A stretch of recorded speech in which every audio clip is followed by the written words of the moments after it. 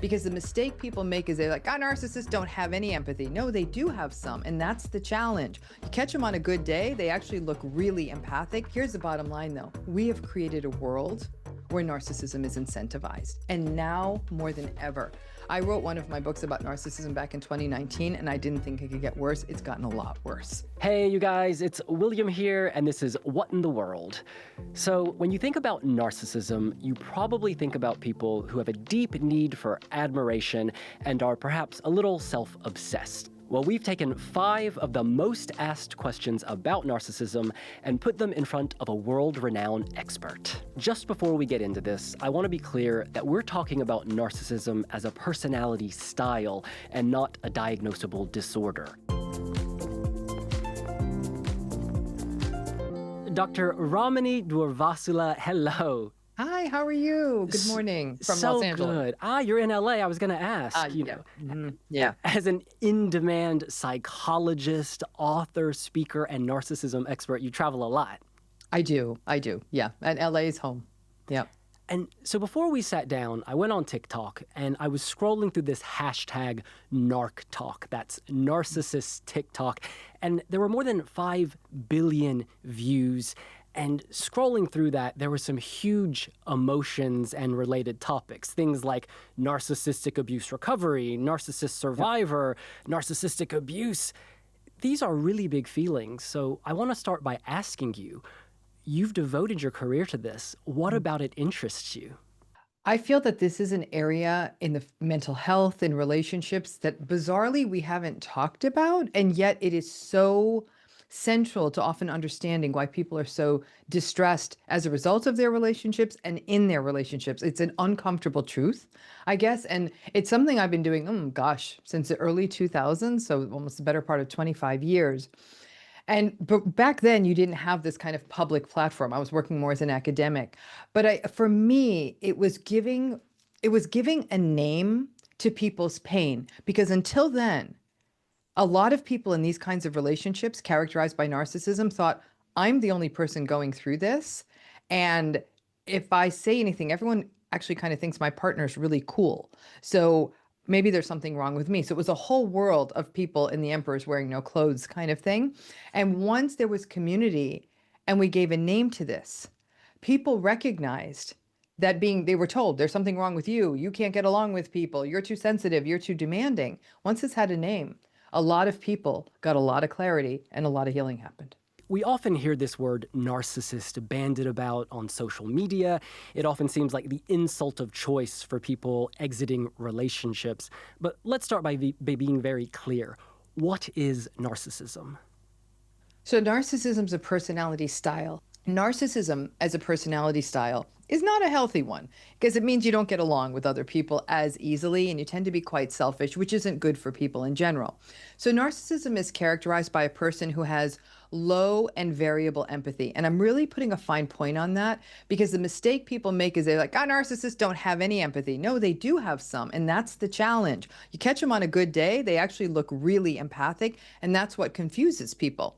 A second thing is they're pathologically selfish. Everything is filtered through them as the focus. The third thing is an excessive need for admiration and validation. Again, we all like a little bit of praise, but for narcissistic people, it's everything. If you don't give them an effusive thank you for cleaning the dishes, you're going to often have to face their anger. And speaking of anger, narcissistic people are also quite emotionally dysregulated.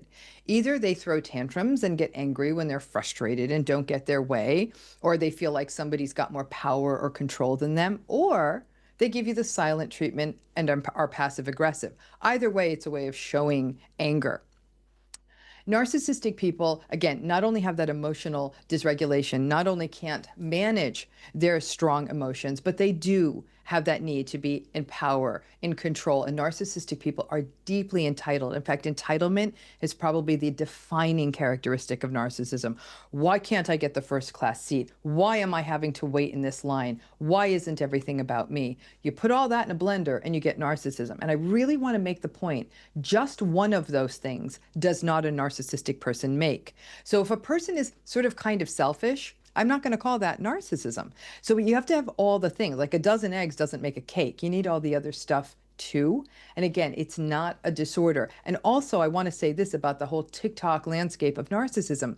Some people will go on TikTok or Instagram and say, my ex is a narcissist because they cheated on me. Maybe they are, but cheating does not mean someone's narcissistic. There's a lot of reasons people are unfaithful in relationships. So the mistake a lot of people are making in the internet world of narcissism is they're picking up on one negative trait and calling it narcissism.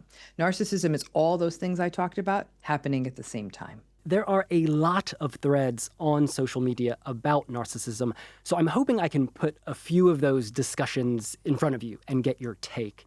The first question that comes up quite common is, how common is narcissism globally? Not as common as you think, although all of us probably know at least one narcissistic person. Some of, the research studies that have been done, when you're actually looking at the diagnosis of narcissistic personality disorder, which is a whole different animal, that's probably 1 to 6%. But when we're talking about the kind of narcissism, the kind of narcissistic personality where other people would notice it, research that I've done with my colleague, Dr. Heather Harris, we found rates of around 12% plus or minus. And so we're talking about 1 in 10, maybe 1 in 9. Now, if you know 10 to 15 people, odds are one of them might be narcissistic. But is this everybody? Absolutely not. In fact, it is definitely a minority of people. The thing is, though, in our social media world, they tend to make the most noise online. We're definitely in an area where we're celebrating noisy, clangy narcissism, but it's only about probably about 12%. And this next question comes up a lot in the context of dating. People ask, what are some of the key traits of a narcissist I should look out for? This is a tough question, and that's why I don't like the red flags conversation, because what that does is, number one, it leaves the other person in the relationship, let's assume they're not narcissistic, like the healthier person, feeling like they should be the one having to detect this, right? And it puts this onus on them, and this can be quite subtle. The sorts of stuff one could look for relatively early in a relationship is stuff like poor frustration tolerance. And that's a fancy way of saying a person who can't tolerate not getting special treatment. They have to wait in a line. There's traffic. Another thing you're looking for is how much they're actually able to maintain a balance in conversation. Do they tend to bring it back to themselves? Do they interrupt? They may sort of disproportionately talk negatively about other people, especially things like ex-partners. And some of the other darker signs you could look for are things like, it's almost like when there's too much control, too much attention, too much communication, and anger when you're not giving it back in kind. Like, hey, I texted you 5 minutes ago. Why didn't you respond? Why do you have to go out with your friends every Thursday? Like, what's that? Aren't you into this relationship? So it's a sense of feeling more and more getting isolated and pulled out of usual supports. Another question I came across was, can narcissists change or be treated? Ish. And what I mean by ish, if I was a betting person, I'd bet on probably not, because the vast majority of narcissistic people do not have what we call self-reflection. They're not able to look inward and have awareness and say, woo, that wasn't okay. I've worked with a lot of narcissistic clients myself, and I really, really, really enjoyed the work with them, but it is slower. It is much harder on the therapist. Over half the time, the narcissistic client drops out of therapy when we really start pushing on the accelerator and doing the hard work. That said, in my career, I've seen in some cases the person hit the so-called rock bottom. They committed to the work and they did make some progress. Was it enough for everyone around them? In some cases, yes. In some cases, no. So changing personality is really, really, really hard. It's like tearing down a skyscraper. It's not easy to do. Of course, in the Greek myth, Narcissus falls in love with his own reflection. He wastes away. There's a moral to that story. Self-obsession, vanity. It's harmful. It can destroy you. It's harmful. Do you think being a narcissist makes life more difficult for narcissists? It depends. Narcissistic people make more money. Narcissistic people are overrepresented in leadership. Narcissistic people have better luck at dating. And narcissistic people actually do, sometimes walk around and they take better care of themselves. In fact, my early research showed that narcissistic people are actually really good at taking care of their own health. They just don't care about anyone else's. Here's the bottom line, though. We have created a world where narcissism is incentivized. And now more than ever. I wrote one of my books about narcissism back in 2019, and I didn't think it could get worse. It's gotten a lot worse. And so the way people make money, the way people get attention, the way we have incentivized entitlement and selfishness, it's a good time to be a narcissist, at least economically. Now, in the long term, again, it's all, now we get into a philosophical discussion. I think it's a really rough way to go through life, to always put yourself first and always feel so insecure. Narcissistic people often feel like the world is out to get them. Victimhood is a very big part of narcissism. I don't know that it feels comfortable to always feel like you're afraid that someone else has a better car than you, or is prettier than you, or has a better life than you. That's a tough way to live. And it's very hard for narcissistic people to sort of live with that insecurity. But at the surface level, it really looks like narcissistic people are winning the game.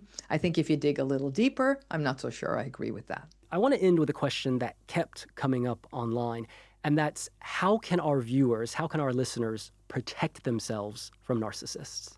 You know, knowledge is power, right? It's knowing it, but I'm going to tell you this, and this is probably going to seem like odd guidance to your listeners, but listen to it because I think it could save you a lot of heartache.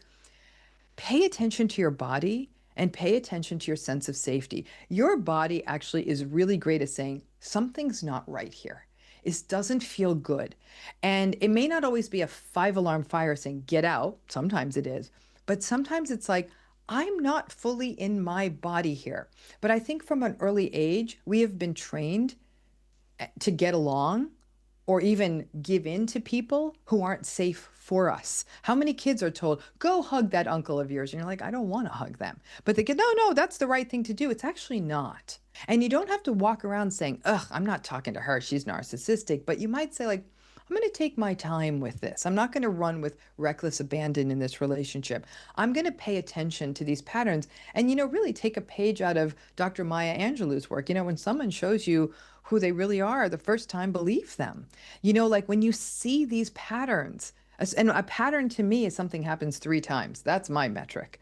Someone does something not comfortable 3 times, listen to it, disengage. It doesn't mean you have to block them from your phone. It doesn't mean you have to get into a big showdown. But you might say, you know what? I don't know that I'm going to show all my cards to this person. They don't feel safe. If we could honor that within ourselves, we could save ourselves a lot of heartache. I feel like you have saved me a lot of heartache. Thank you so much. Thank you so much. Thank you for this opportunity. If you liked this video, please do give us a like and be sure to scribble your comments down below. And why not consider subscribing to the BBC World Service YouTube channel so you don't miss our future episodes. We'll see you later. Bye.